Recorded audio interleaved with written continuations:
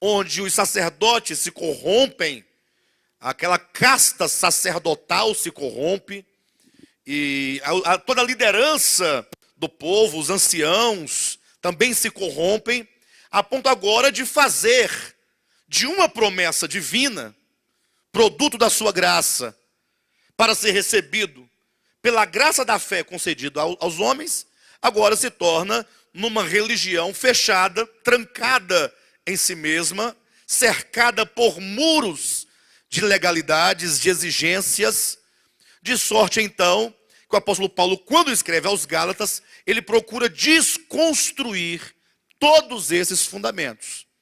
E uma das partes importantes é essa que nós lemos, quando o apóstolo Paulo disse assim, olha, que quando Deus escolheu a Abraão, e é sempre importante quando Paulo ele retoma tanto Abraão em Gálatas como ponto de partida, como também em Romanos capítulo 4, quando vai falar da salvação, ele toma Abraão como ponto de partida.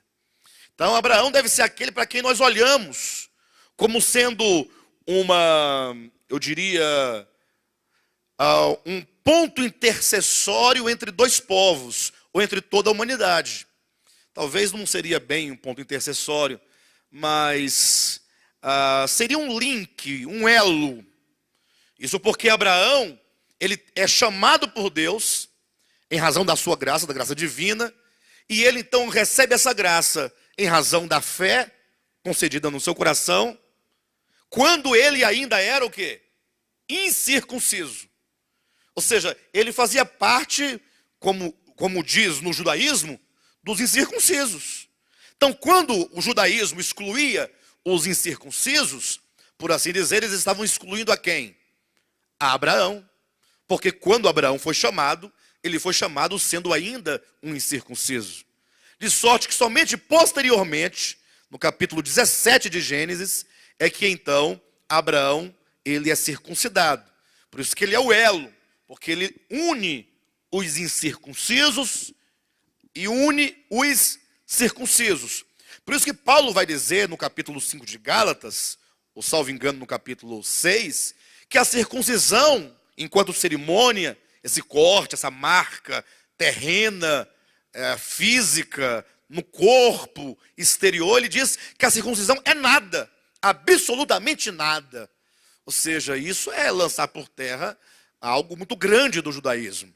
Então ele vai dizer que Abraão, uma vez que ele foi chamado, ele foi justificado por fé.